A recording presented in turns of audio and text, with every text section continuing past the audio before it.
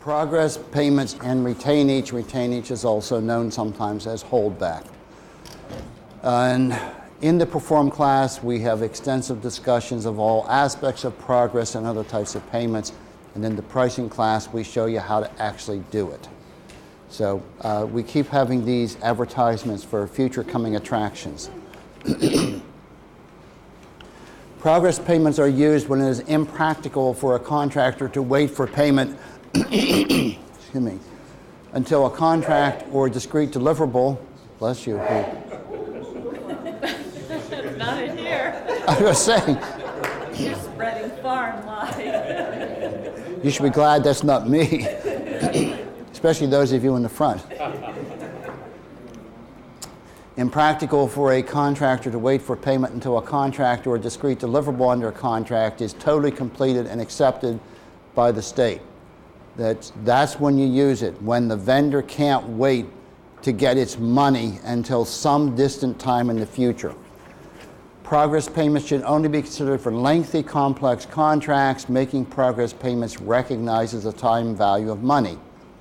Time value means money in my hand today is more valuable than money in my hand 6 months from now, because I may have to borrow money, or I may have to forego opportunities that I could have used money today to get. I could have gotten a good deal on something if I had it today, but since I didn't have it, I had to forego that deal, and so I lost something by not having the money. So that's what, and time is money, you've heard that, and money is time. Progress payments are different from periodic payments, so I'm going to talk about progress payments, I'm going to talk about periodic payments, and periodic payments are payments for goods or services that have already been delivered in a final acceptable fashion.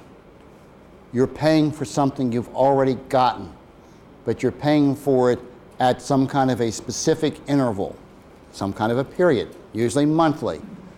Theoretically, payments should be made daily. Theoretically, payments could be made daily because activity the payment is submitted for occurs daily on a repetitive basis. So for the periodic payment, what we're saying is something's happening, that basically the same activity time after time after time, day after day. And if you paid, even for performance that has already been achieved, you could pay every day. It's just impractical. So from a practical standpoint, we make it monthly payments. Every now and then you might have bi-monthly payments. I've even seen weekly payments at times. I don't think I've ever seen a daily payment. Progress payment is different. You're not getting something delivered every day. You're just paying because the vendor has to get some money sometime to keep going. Examples of periodic payments where you're getting the delivery day after day, essentially repetitive. Food service. 3 times a day, food is being served. You're serving breakfast, lunch, and dinner today, breakfast, lunch, and dinner tomorrow, breakfast, lunch, and dinner the next day, on and on. If it's for a 3-year contract, for 3 years, 365 days a year, breakfast, lunch, and dinner are being served. They're supposed to meet certain nutrition levels, certain caloric content. It's supposed to have various things, but each day they are serving a meal.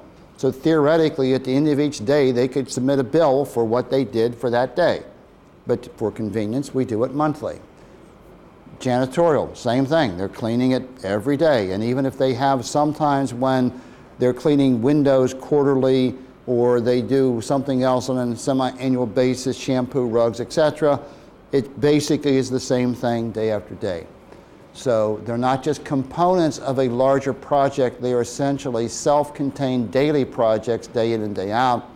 Although certain portions of the work can be done at different intervals, most of the work is repetitive. And that's what we're talking about periodic. I said that a meal provided today will not have the exact same food as the one served tomorrow, but it basically is the same thing. So it would be going down to the 4th bullet there, but it would be too complex to individually price every possible activity, with payment being made when each separate activity is performed. Instead, all activity is usually treated as being the same, and the billing is the same for each day of the performance.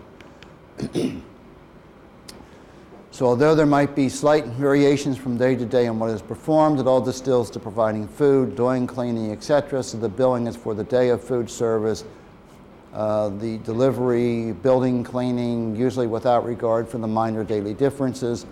The daily performance is a deliverable unto itself and could be billed daily. This is about the third time I've said that. But to avoid the burden of making daily payments, usually billing is monthly, about the third time I've said that. And the monthly bill is simply the sum of 30 daily bills. In contrast, progress payments are made for items or activities that are not whole unto themselves. Whereas something is accomplished that triggers the payment, what is being paid for has little or no value by itself. It only has value if the entire project is completed. Example, when a building is being constructed, it may be agreed the contractor will receive a payment when it has the framework up, it has the plumbing installed, it has the heating system installed, etc. And whereas each of these is an essential element towards the overall completion of the building, none of them can be used as is. We don't enjoy the plumbing system usually just because they have pipes going up through a structure or a framework. We can't enjoy the use of the plumbing framework, a building framework, or the plumbing, or the heating without floors, ceilings, and all the connections that make the building inhabitable. If nothing else was completed except these things in what is supposed to be a building, we couldn't use just the part that is completed. So in contrast to the meal, we had the meals, we used it, we consumed it, we can pay for it. Here we've gotten progress, but we still haven't gotten something we can use in and of itself. But because very few vendors, if any, could afford to wait months or even years before they receive payment for a complete building, we typically make progress payments. That's the type of environment in which you make progress payments. In addition to the progress payments being necessary for most vendors to be able to afford the project, they are incentives for vendors to complete the sub-projects as quickly as possible. If you're paying when they complete a portion of the work, vendors want their money. They want it sooner rather than later. And so if they need to complete something to get the money, they will make effort to complete that activity. And as long as the contractor continues to receive payments as long as it continues to finish parts of the project. So it hastens its efforts to do the whole thing. Progress payments are made on the basis of either time or completion of discrete intermediate deliverables. The example we just gave of the framework, the plumbing, the heating system, those are intermediate deliverables. Time is simply, we'll pay you monthly, we'll pay you quarterly, something like that.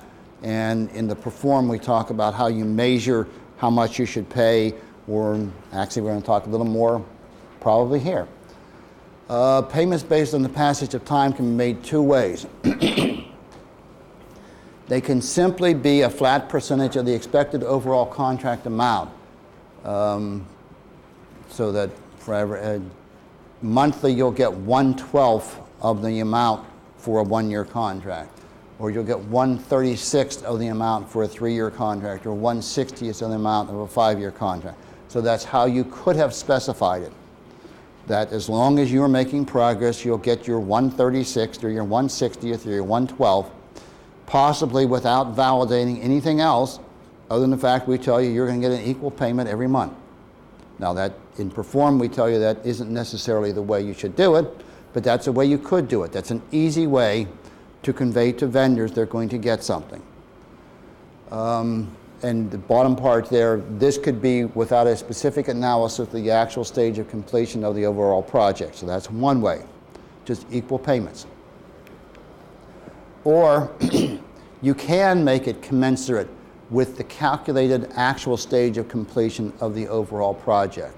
So that if you can do a calculation and say that in a given month the vendor completed 5% of the project, it gets 5% of the payment for the total project in that month.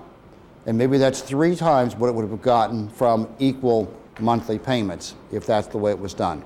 So that's how this can be an incentive. If you complete 5%, you get paid for 5%, as long as we can measure that you completed 5%. And that's the kicker sometimes. How do you measure what has been done? which we talk about in the Perform class. Don't you love me advertising over and over? Come to Perform, Monday it starts for here. One time only, this location. Another example, if 12% of the project work was done, they get paid for 12%. Progress payments can be made on the basis of the completion of discrete intermediate deliverables. That was the other way we said, other than what we just went through. Typically, the solicitation will allow vendors to quote prices for these intermediate deliverables. So, and in the pricing, we have a lot of examples of this, so that they know that if they do this particular work, how much is due for payment for each part that was completed. Or it needs to be stated in the solicitation what percentage of the overall project is attributable to each. So what you're going to have to decide is, when you're doing a solicitation and when you identify intermediate deliverables, will you tell the vendor, will you say in the solicitation, we will pay you 5% for the framework, we will pay you 10% for the plumbing, we will pay you 10% for the heating system? Or do you simply say to the vendor, give us a price for the framework, give us a price for the plumbing, give us a price for the heating, and they give a discrete price for all the activities, and all of it sums up to the overall project price. You can do it either way. You just have to decide which way you want to do it. But either way, you know how much you're going to pay the vendor when they have completed any of those activities. Structuring payments so that an appropriate amount can be paid for the completion or performance of some contract aspect will indirectly serve as an incentive for a performance standard or a final contract objective to be met. This approach should be used when you want to hold a portion of payment as a guarantee for meeting a performance measure. So paying them some but not all is something that spurs them to continue to work. I'm going to explain that more. Why make progress payments? Well, we've already said this. Many vendors wouldn't be able to finance their payroll and other operating costs for lengthy, complex contracts without some payment. Progress payments, so because of that, progress payments enhance competition and in particular allow small minority, nonprofits, etc., which might be qualified to perform the required work but lack self-financing to compete for the contract award if the money's coming in. Yes? Do we state in our submission or bid that we're going to allow progress payments on? Yeah, you should. And You always need to tell the vendor when they're going to get paid. Do we also put in there that we want them to give us their breakdown of how they would get paid? Well, that's what you have to decide. Are you going to specify how much? Are you, from your standpoint, what is plumbing worth to you? Is it only worth 10%? So you can decide whether you're going to tell them, give me a price for the whole project, and we'll give you 10% of that overall price for plumbing, or you're going to say, give me a price for plumbing, give me a price for heating, etc., which adds up to the total price. So you have to decide which way you think is better. If you did it by full price, could you then work out the details afterwards, once they've won? As to how much they get paid? As to, for each section, yes. No. Progress. You put that in your So specifications. it has to be in the bid. Yeah. Okay. I mean, I'm not saying that the contract could not be performed if you worked it out afterwards. I'm just saying the best way to avoid problems with a vendor is to put it in your specifications. Because that way the vendor can't come back to you and say, wait a minute, you're only giving me 10% for plumbing? That's worth at least 15%. That's an extra $5,000 that you should pay me for what I just did. If it's in the specifications, it's right there. They know what they're going to get paid. And either they can squawk about it before they submit a bid to see if you'll change it, or they know that's the rules. They're going to get 10%. So that you try to minimize things that you try to work out after the fact. That generally gives you less problems if things are known in advance.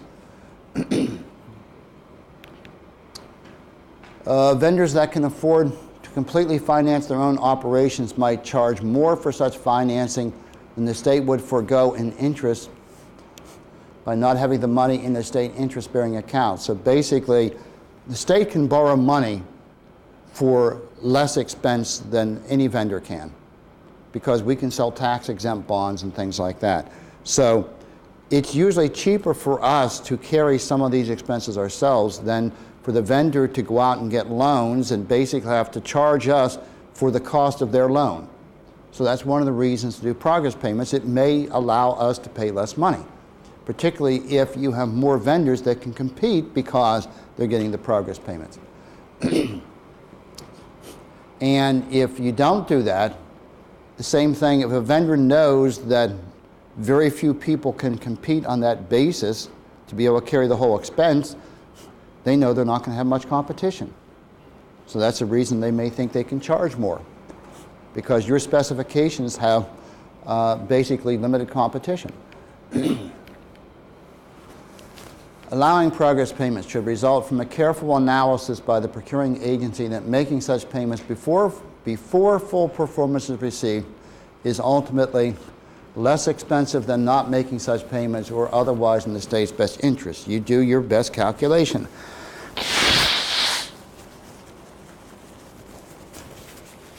And if you think overall the state will be better off by making progress payments, you make progress payments, because you're going to get competition. You're going to get competition from Maryland-based firms, etc. And what it comes down to is this thing that we've said from the very first day: risk, risk, risk, risk, risk. The risk to the contractor making progress payments is that if it never fully performs, it will receive no payment for anything it has done. That's if you don't make progress payments. That if you say you only get paid when the whole job is done, then the vendor, number one, has to carry the cost of the expense the whole time. But number two, and this hopefully shouldn't be a consideration, but if they don't complete it, that means everything they have done, they get paid nothing. And vendors don't usually like to be in that kind of situation. I'd either do the whole thing to get the whole payment, or if I don't do the whole thing, I get nothing. Shouldn't I get something? So that's their standpoint from a risk perspective. And to the state, the risk is that if you make payment before the final product is delivered, that the final product may never be delivered either in a timely or acceptable manner. If you're making progress payments, since it's very difficult in many instances to pay specifically for what you've gotten, and usually to some degree you're making an advance payment, what happens if you make these progress payments and then for some reason you never get the final result and you've actually paid more than the benefit you've derived for the incomplete project? So that's the risk to the state, and you have to balance these risks of, do you make progress payments or do you not? And if you do, how much do you make? As I said, from the vendor's perspective, what they want to know is, when will I be paid? How much will I be paid? Usually that's their bid price, but they also want to know, when will they get how much of it?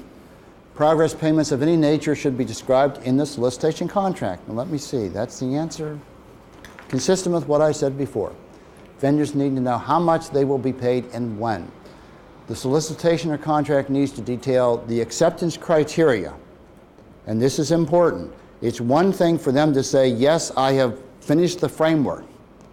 But then someone has to go in and has to determine that it's per the specifications, that it will actually withstand the weight of multiple stories and putting in floors and putting in equipment. That it isn't just a framework that as soon as you get the last thing on the top, the whole thing's going to come crashing down because the framework wasn't built to specifications. Plumbing system, that the water is going to flow through and it isn't going to leak and things of this nature. So you have to have an acceptance criteria. And you pay the amount once you have acceptance, excuse me, that they have completed it to the specified qualitative standards. And the acceptance time frame, when does it have to be done?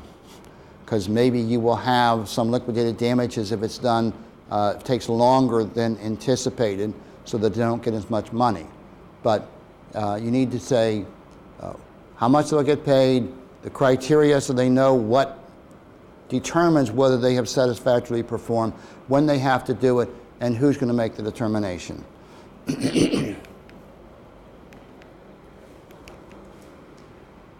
Retainage.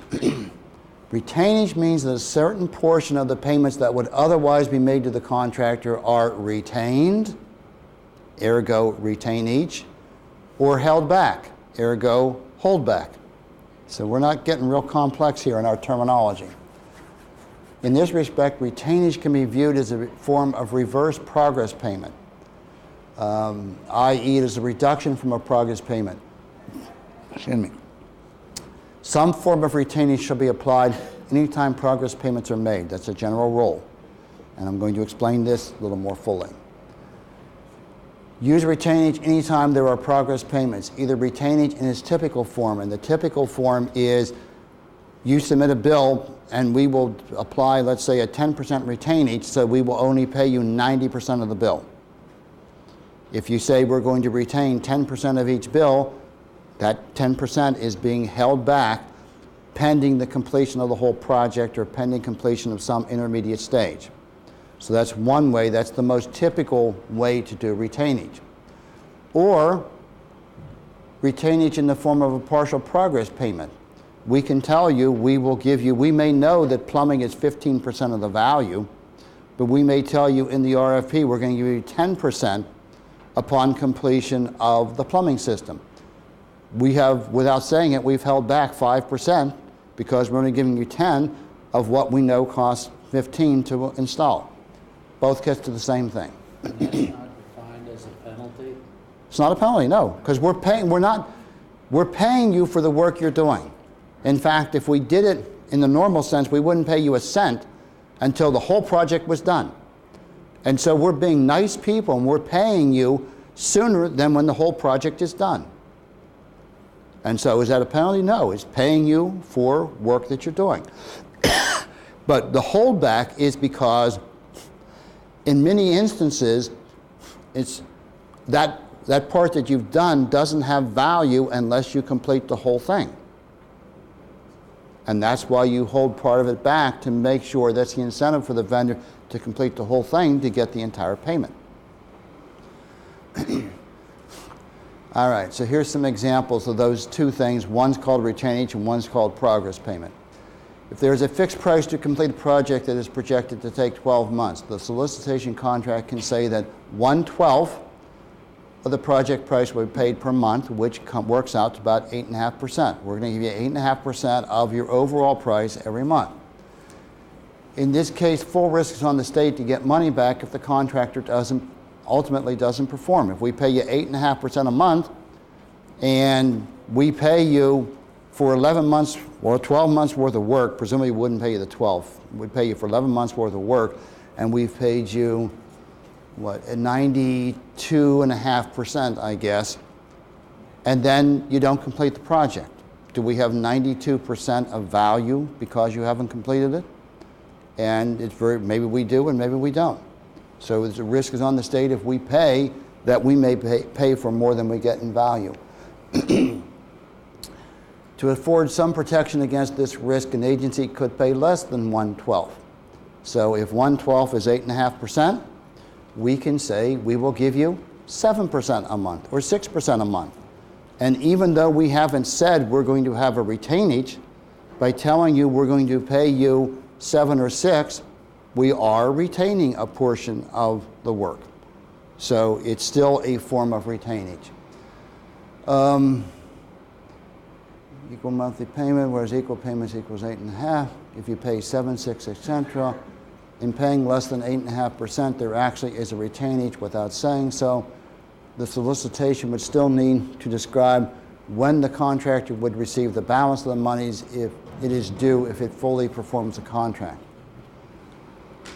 This is an aspect that is important, and even when agencies use retainage, one thing they frequently delete is when will the vendor get their money? When will they get the retained portion? And you have to specifically state whether you're going to retain a portion of every invoice for the full duration of the contract. So that if you're holding back 5% of every invoice and it's a 3-year contract, are you holding 5%? So the first month's payment will be held for 3 years. and the second month's payment you'll have a portion held for 3 years minus 1 month. So that the vendor, by the time you get to the end, a very large amount of money has been withheld. So you have to address that, or whether you say, for instance, we will hold back 5% of each payment till the end of a contract year, and upon the determination of successful completion of the activities for that year, we will pay the retainage for that year. So you need to address that, because if you don't address it, presumably you're withholding it for the whole contract value, which can get to big money. And the other thing that's going to happen is sometimes vendors don't think about this, and you start withholding, and they say, wait a minute, after they've won the award, how long are you going to hold that money for? Well, we were going to hold it for 2 years and 11 months. Well, wait a minute, I didn't figure on that when I was pricing. I figured you'd give it back to me like in 6 months. You again have a dispute with your vendor. You have problems. The more you tell them in the specifications, the better you are.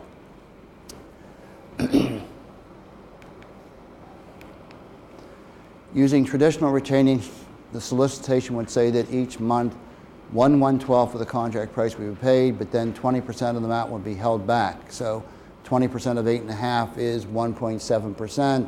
So basically you're saying that if you're paying 1/12 with the 20% holdback, you're saying the same thing if you said, I'm going to give you 7%. Both two ways to say the same thing. Or illustrated using different numbers. Using numbers, period.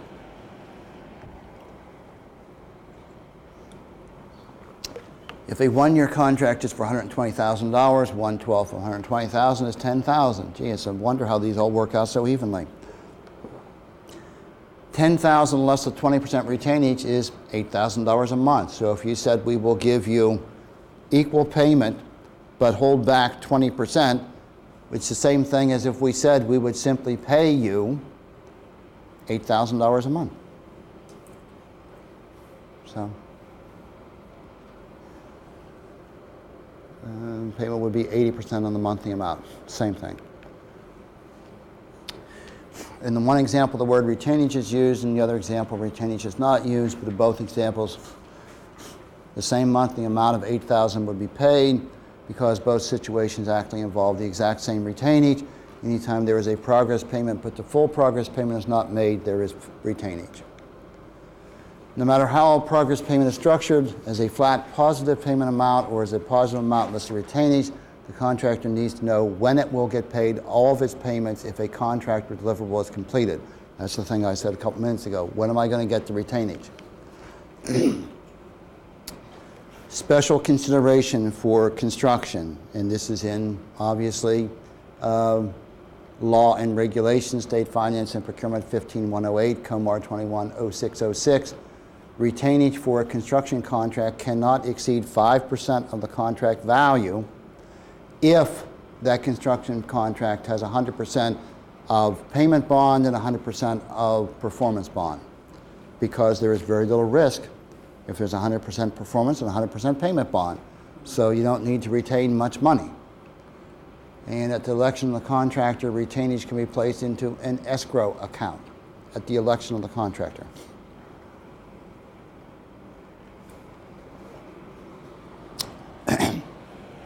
The other stipulation in this section, and I know none of you deal with construction, so I won't dwell on this, but a prime contractor cannot withhold from a higher percentage of payments from a subcontractor than the state withholds from them. If we can only withhold 5% and we pay the contractor can't withhold 10% from their subcontractors on a construction project. There should not be generic solicitation or contract language that simply reserves the right to apply retainage. I mentioned that earlier today. This isn't something that you can just check a box and say, yep, going to be retainage, because you have to give the details. You have to tell them how much, when, for how long, things of that nature. If retainage may or may not happen, a prudent vendor will assume it will happen and will price accordingly. This might unnecessarily increase prices or cause a prudent vendor not to win because of a higher price, because it priced something that may or may not happen. So that sort of is retainage. Now I'm going to go a little further. Validating bills is not retainage. Saying you're not going to pay until we make sure the bill is valid is not a retainage. It's simply doing what you're supposed to do, not paying until you're sure the bill is appropriate to pay. So standard language that the state has the right to withhold payment until such time as it is confirmed that the bill is correct, both in terms of quantity and that it meets the qualitative standards are met, is not retainage. It is prudent to only pay for what is actually received quantitatively and qualitatively without a retainage provision upon validation, verification that the bill is correct. It will be paid in full. Even with a retainage clause, if it is verified that the vendor billed incorrectly, payment should not be made until the bill is corrected or the level of performance is increased to what is required by the contract, but then the retainage would be applied to the amount that is paid. So just checking your bill and making sure that you're paying for what you got is not retainage, but you can have retainage and still check the bill. When retainage is not appropriate, short-term contracts. If you have a short-term contract that's going to complete in a month or something like that, you don't need to hold back money. You just let them complete the activity and pay them when it's done. Or when you're actually paying for each unit that is completed. If it's an indefinite quantity with fixed unit prices, you can pay them for the units. If you're paying by hourly rate and a vendor put in 20 hours of time to do an audit, they can submit a bill for 20 hours of time. And you pay 20 times the hourly rate they put in their bid price. So there's no need to do a retainage if you know that you've gotten 20 hours of work or you've gotten the unit that they have priced for.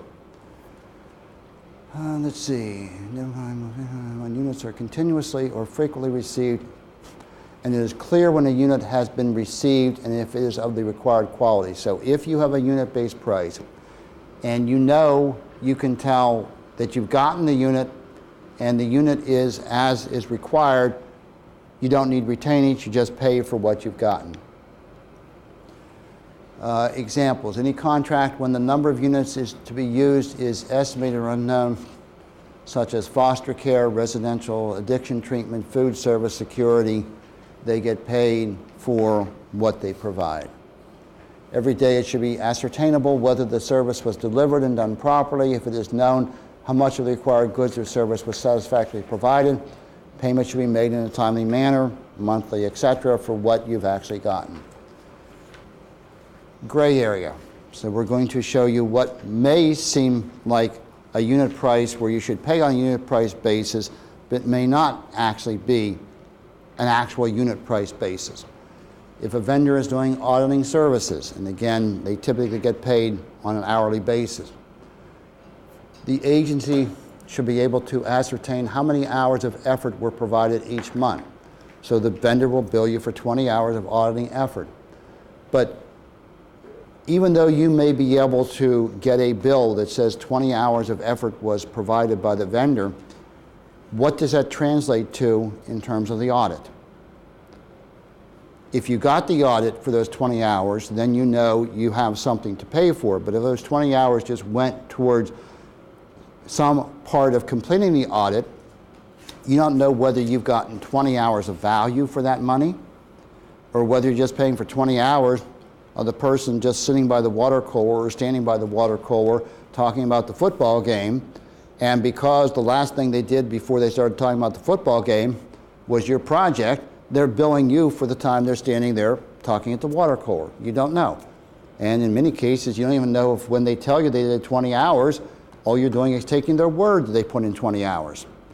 So even if you have a unit price, and even though you have a bill, you may not know that you're getting value for those hours. So this is a gray area. So if it takes more than a month to complete and you pay for whatever they bill, you may not have value for that.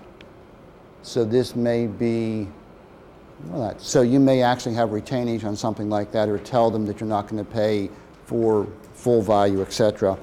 And actually that's the last slide I intend to go over. So I guess that completes the class. 3:30.